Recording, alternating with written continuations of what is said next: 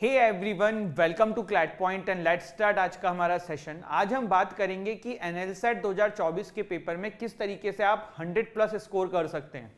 अगर हम last 2 years के मार्क्स देखें, यहाँ पे बिल्कुल लास्ट ईयर का मार्क्स देखें तो 100 प्लस पे ही यहाँ पे सीट सिक्योर हुई थी एनएलसेट के अंदर, अगर विदाउट रिजर्वेशन आप इसको देख रहे हैं।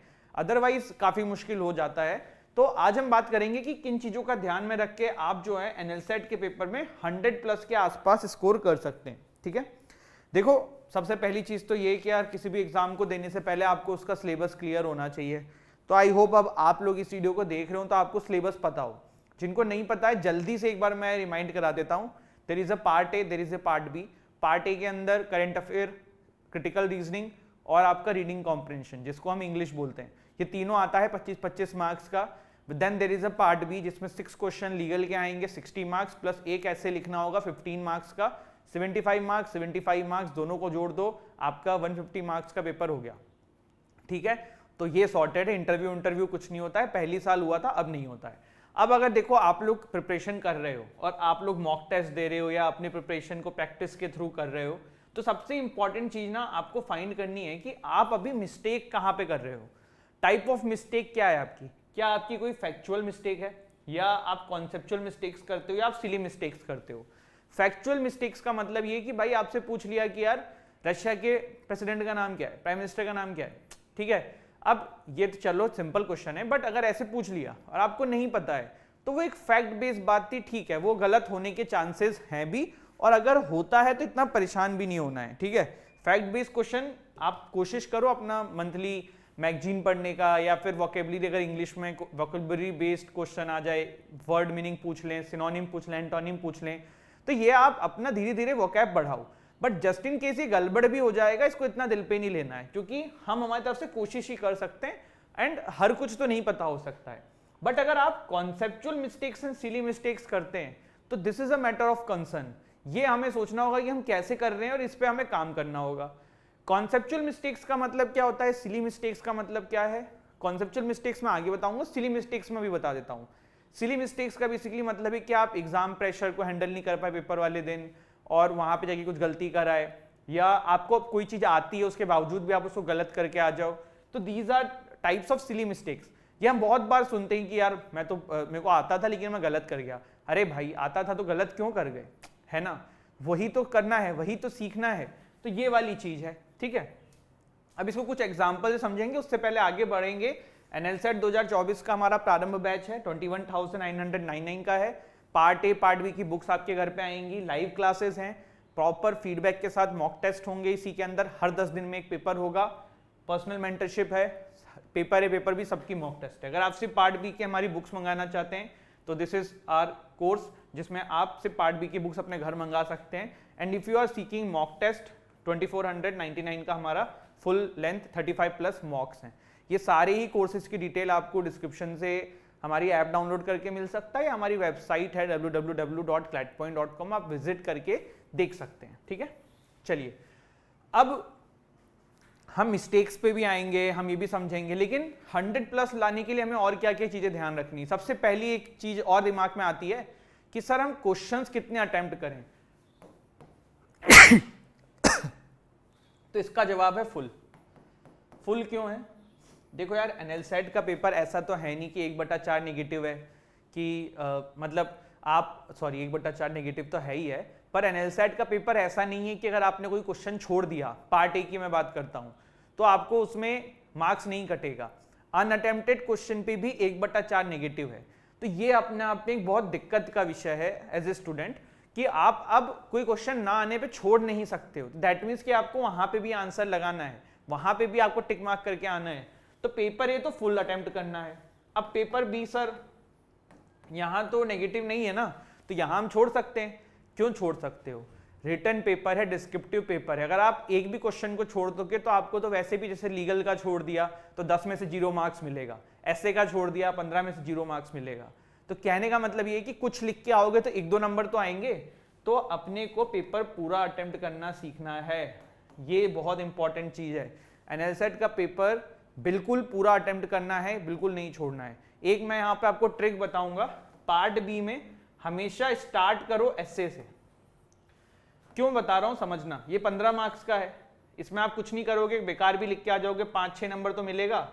बट अगर आप लास्ट में, अब जैसे अगर आपने ऐसे पहले कर लिया तो पेपर में से मान लो आपके पास 4 मिनट बचा है और एक लीगल का क्वेश्चन रह गया है 10 मार्क्स का, उसमें आप 4 मिनट में कुछ कुछ लिखाओगे, लेकिन अगर 4 मिनट बचेगा उसमें ऐसे लिख के नहीं आ पाओगे, और कुछ कुछ लिखोगे, क्या पता लीगल में लॉजिक सही हो तो 10 में से 6-7-8 नंबर मिल जाए।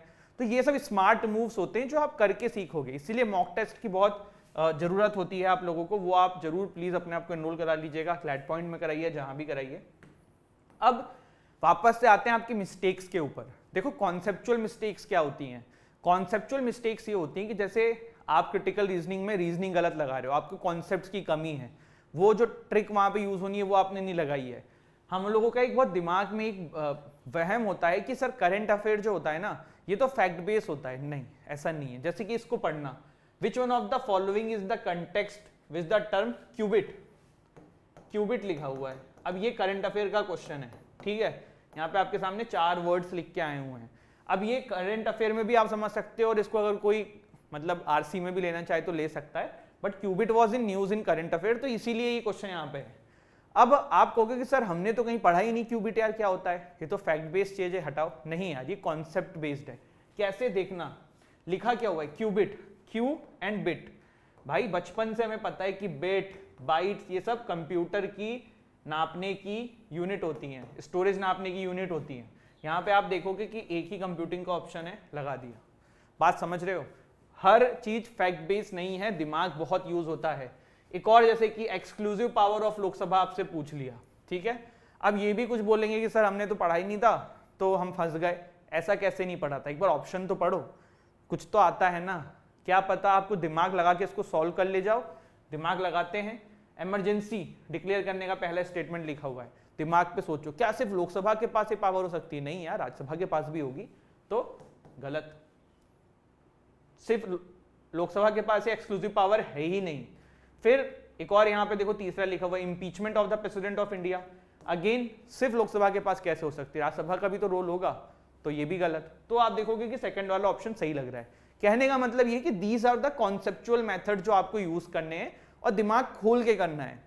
ऐसा नहीं है कि बस हर चीज को ये समझ लिया फैक्ट बेस है। इवन आपका सीआर का क्वेश्चन है, आपका आरसी का क्वेश्चन है, इवन आपका सीए का क्वेश्चन है, करंट अफेयर का क्वेश्चन है, आप अगर थोड़ा सा दिमाग लगा के करोगे ना आपके क्वेश्चंस बन जाएंगे बच्चों। लेकिन बात यह है कि आपको सबसे पहले अपनी मिस्टेक्स देखनी होगी कि आप मॉक्स में या किस में क्या मिस्टेक्स करते हो, सिली मिस्टेक्स कर रहे हो, कॉन्सेप्चुअल मिस्टेक्स कर रहे हो, या आपकी फैक्ट बेस कर रहे हो। फैक्ट बेस के लिए कुछ नहीं कर सकते हो, रिवीजन करो, ज़्यादा से ज़्यादा मैगजीन्स पढ़ो, ज़्यादा से ज़्यादा अपनी वोकेबलरी बढ़ाओ, आरसी के क्वेश्चन सॉल्व करो, सीआर के क्वेश्चन सॉल्व करो, उस पर आपका हो जाएगा। लेकिन अगर फैक्ट बेस के अलावा कहीं गलत हो रहा है तो फिर आपको चिंता का विषय, क्योंकि फैक्ट बेस में एवरीथिंग ऑन द यूनिवर्स तो हम नहीं कर सकते ना, तो वो मैं कह भी नहीं रहा हूं कि आपको करना है, ठीक है। इसके बाद एक और चीज है, एक और चीज क्या है, मॉक में देखो कम नंबर आते हैं तो हम परेशान हो जाते हैं। अब मॉक में इसलिए कह रहा हूं क्योंकि आप लोग ये सोच रहे होंगे कि सर मॉक्स कहाँ इतने अवेलेबल है नेल सेट के, तो देखो ऐसी बात नहीं है, जिनके पास बच्चे हैं वो हैं। जैसे कि क्लैट पॉइंट है more than 150 students in NL set, सब चीज मिला के, तो हमारे यहाँ हर 10 दिन में मॉक होता है, ठीक है, तो आप हमारे मॉक्स ले सकते हो। जो मैंने मॉक का प्राइस बताया है उसी में आपको 35 प्लस मॉक्स मिल जाएंगे, जो कि मोर देन इनफ है। आपको कहीं और मिलता है आप ले लो, पर मॉक टेस्ट दो, इट इज वेरी नेसेसरी अपने आप को चेक करने के लिए, ठीक है। अब understand it, it just a mock. Come number आते हैं ना, कोई बात नहीं ना, आदमी गलती करता ही इसलिए कि वो उससे सीखे। तो अगर नंबर कम आ रहे हैं तो वो उससे आपको हताश नहीं होना है, उससे आपको नेगेटिव नहीं होना है, आपको ये नहीं सोचना है कि यार हमारे नंबर कम आए। आपको उससे ये समझना है कि यार मेरी ये गलती थी, मेरी कौन सी गलती है, मिस्टेक्स में किस टाइप की ज्यादा कर रहा हूं और मैं उस पर काम करूंगा, ये आपको ध्यान रखना है। समझ में आ रही है मेरी बात। इसके बाद एक हमारा मेथड है एसटीएन मेथड, आप इसको भी समझ के करने की कोशिश करिएगा, ठीक है। जैसे आपने मॉक दिया, अब आप समझो कि किस सब्जेक्ट में आपको ज्यादा कमी आ रही है। जैसे कि पार्ट बी में लीगल में हो रही है, या एसए में दिक्कत हो रही है, या सीए में दिक्कत हो रही है, आरसी में दिक्कत हो रही है, सीआर में दिक्कत हो रही है, तो सब्जेक्ट ढूंढो। फिर टाइप ऑफ क्वेश्चंस क्या हैं, जैसे कि सिली मिस्टेक्स वाले में जा रहे हो, या कॉन्सेप्ट मिस्टेक वाले में जा रहे हो, या फैक्ट बेस में जा रहे हो, ठीक। फिर नेचर क्या है। नेचर मतलब जैसे वोकैब वाले क्वेश्चन गलत हो रहे हैं, या करंट अफेयर में इंटरनेशनल अफेयर्स वाले गलत हो रहे हैं, या पार्ट बी के अंदर लीगल में आपका लॉजिक्स गलत निकल के आ रहा है। तो ये चीजें आप जब अंडरस्टैंड करोगे ना विद टाइम, तभी आपको समझ में आएगा कि क्या करना है। तो मेरा यही कहना है कि practice is a very important की अगर आप 100+ का प्लान कर रहे हैं। और एक और चीज मैं आपको बताता हूं, बहुत कोई आपको बताएगा नहीं, आपका सिलेक्शन ना पार्ट बी से ज्यादा पार्ट ए पे डिपेंड करता है, ठीक है। जैसे कि लास्ट ईयर हमारी एक स्टूडेंट है, मैं उनका मुझे एग्जैक्ट नंबर याद नहीं है, वर्णा नाम था उनका, she got more marks in part A, if I am not wrong around 57 marks था उनका पार्ट ए में, और रिमेनिंग था उनका पार्ट बी में 102 103 के आसपास नंबर था। मैं ये आपका एग्जांपल क्यों दे रहा हूं, हम लोगों के दिमाग में रहता है कि part B part B part B. देखो डिस्क्रिप्टिव पेपर ना बहुत सब्जेक्टिव होता है। जैसे एक आदमी तो सारी कॉपियां चेक करता नहीं है, अलग अलग आदमी बैठ के करेगा। अब उस दिन किसी के घर में भाई किसी की बीवी से लड़ाई हुई हो, मूड खराब हो, उसका कुछ अलग पर्सपेक्टिव हो, थोड़ा उसने स्ट्रिक्ट मार्किंग कर दी, बट वहीं पे कोई दूसरा बंदा जो कॉपी चेक कर रहा है उसने थोड़ी कम, उसने अच्छी मार्किंग कर दी। तो part B is very subjective, वहां पे आप ज्यादा कुछ कर नहीं सकते। और एक चीज अच्छी होती है सब्जेक्टिव पेपर के अंदर, अगर आप ठीक ठाक आंसर लिख के आते हो ना, ऑन एन एवरेज नंबर सबके आ जाते हैं अगर आप ठीक ठाक आंसर लिख के आए हो, तो वहां पे तो ठीक है। लेकिन मेरिट आपकी ना पार्ट ए से डिसाइड होगी, ये लास्ट ईयर के रिजल्ट से मुझे समझ में आया है। तो पार्ट ए पे बहुत मेहनत करो। और ऐसा नहीं बच्चे स्कोर नहीं करते हैं, there are students in our batches जो मॉक में 60+ नंबर लाते हैं पार्ट ए के अंदर, तो अच्छा मतलब तैयारी कर रहे हैं। कहने का मतलब ये कि आपको पार्ट ए पे भी फोकस करना है, सिर्फ पार्ट बी के पीछे नहीं रहना है। और ऑफ कोर्स ये नहीं कि कुछ भी लिख के आ जाओगे पार्ट बी में नंबर आएगा, you need a ample amount of practice for part B. अब कहोगे सर पार्ट बी के क्वेश्चंस नहीं बताए ना, 1000 रुपए की बुक्स हैं, 2 कर लो यार, 300 के आसपास क्वेश्चंस हैं, उतनी प्रैक्टिस कर लोगे, मोर देन इनफ हो जाएगा, ठीक है। तो सब ये सारी चीजें हैं। अब एक और क्वेश्चन होता है सर कितने कोचिंग्स के मॉक दें।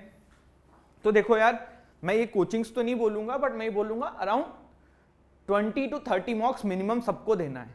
अब 20 to 30 मॉक्स आप लोग एक कोचिंग से दो, आप इधर से दो, आप 2 कोचिंग से दो, जहां से भी दो, आपकी मर्जी। जैसे क्लैट पॉइंट में 35+ मॉक्स आपको मिलेंगे, तो ऐसे ही आप अपने हिसाब से देख लो। आपको मिनिमम मैंने बता दिया 20 मॉक्स आप दोगे 10 दिन के गैप पे, आपका बेनिफिट होने वाला है। और मॉक्स को देके उस पर एनालिसिस करना बहुत जरूरी है कि कहाँ गलत हुआ, क्यों गलत हुआ, कैसे गलत हुआ, इस पर आप काम करो। अगर ये करोगे तभी you are going to make it begin NLSA 2024. So this is it, and I hope you have liked this video. Don't forget to like, share, subscribe the channel. Jai Hind, Jai Bharat.